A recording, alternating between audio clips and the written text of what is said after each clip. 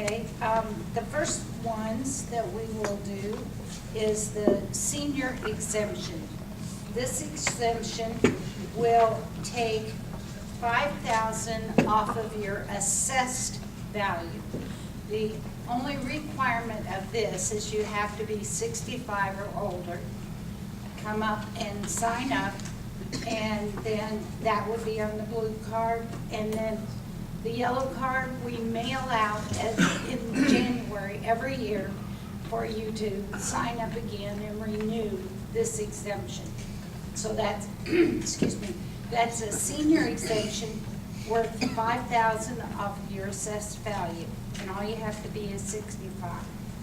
On this one, this is called the assessment freeze. This is for anyone who's 65 or older and lives in their own home, and income is less than $55,000 a year. That's your total household income, and that's your gross income. And what this does, this freezes your assessment. It keeps the multiplier from being applied to your assessment every year. Now, the last few years we've had negative multipliers. So you know how you used to see the increase every year, and then people would say, oh, that's the multiplier. Well, we're not having that now because houses aren't selling like they used to. And the multiplier is kind of, it just is to keep up with the value of your home. So at that time, they were selling for more than we have them assessed. So the state would send down a multiplier to the county. And then seniors who are income less than $55,000 could sign up for that, and that multiplier would be applied to their assessment but taken off on the tax bill as an exemption. Does that make sense? Got it? Okay. The next exemption we have is called the general homestead exemption. This is for anyone who owns their home and lives in it, not rental property. And it is $6,000 off of your assessed value, just for owning your own home and living in it. Okay, so everyone probably has this one. This one you only have to sign up one time. Most of the time, the realtor, when they're selling you the home, will have you apply for this. But if you're not sure, you can always call up and ask us to check and make sure that you have this exemption on your tax bill, okay? That's the Senate Bill 1790. It's right, Senate Bill 1790, although they've started calling it now. Actually, the title company does that automatically now. Okay, all right, thank you. The next one we have is an application for a disabled person exemption. And this is for people who are on disability. It's $2,000 off of your assessment. Now, these assessments can be applied together. So a person could have the $6,000 for owning their own home and living in it, the $5,000 for being a senior citizen, and then if they're also disabled, then they would have the $2,000 for that. So, you know, I have seen people who've ended up without a tax bill because of these exemptions. I saw one yesterday. So anyway, those are the exemptions for that. For that, you have to have a physician's statement showing that you're on disability. And what we ask people to do, or suggest to people, is they take this to their doctor, have him fill it out, and then they can take this out to the DMV, this form, with the doctor's form, and they will make you a disability card that looks like a driver's license, but it says disabled on it. Then the person can use that every year instead of having to go to the doctor every year. They can use that for 10 years. So you don't have to go every year to the doctor, okay? Then the next thing is the disabled veterans. This is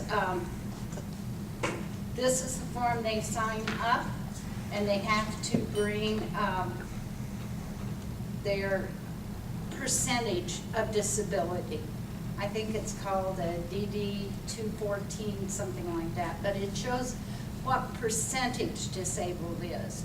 Because if they're under 70% disabled, they get $2,500 off of their assessment. If they're over 70%, they get $5,000 off of their assessment. And like I said, these can be added together. You know, you can live in your own home and get $6,000, and if you're a disabled veteran, then you would get $5,000 more off. You have to renew this every year. And the good thing about this one is they also have a surviving spouse benefit.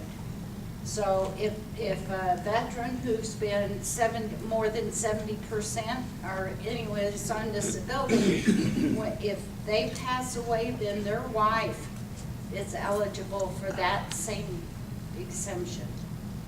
So I know a lot of people don't know that, but they do have that. Let's see, what's this one? Oh, if you would want to ask us to come out and review your property, we would do this. We have this form that we ask you to fill out.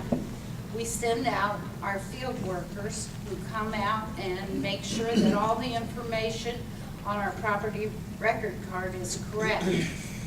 And then they bring it back into the office for us to review.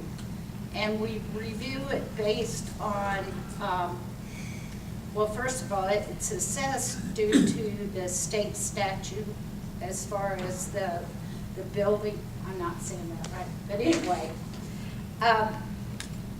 We ask you to fill this out. We come out, we reassess you, and take pictures and everything, and then they bring it back and we reassess you according to what things are selling in your neighborhood, according to the condition of your home. Those sort of things are what we take into consideration. Let's see. A lot of people have asked me, what do you assess? So I brought a property record card to show you what we assess. When the girls bring in the information from out in the field, we look at what they tell us the person has, and we assess, like here, it's asking, is it a vacant lot, or does it have a building on it, or does it have something else on it? Like some people have a lot with just a garage. So we indicate that. It asks if we have if it's a 1-story, a 1.5-story, a 2-story, or whatever.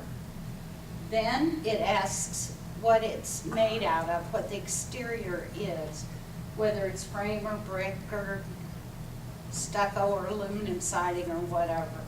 And then it asks you what kind of house it is, which most of them we mark conventional, but it could be a bi-level, a split level. It could be a mobile home, you know. So we tell that, and then ask you the year that it was built, and whether it has a basement or is it on a slab or on a crawl, and then whether it has air conditioning or not air conditioning, whether it has central air or central heat. We indicate that. Then it asks how many bathrooms it has, and then we draw this with a computer, and according to the specifications of the state assessor, then that is plugged in and it gives us an assessment, okay? I didn't know if you'd be interested in that or not, but I have had people ask about that. And then when the workers go out, when our field workers go out, they go out and they measure the house and they take pictures of the house.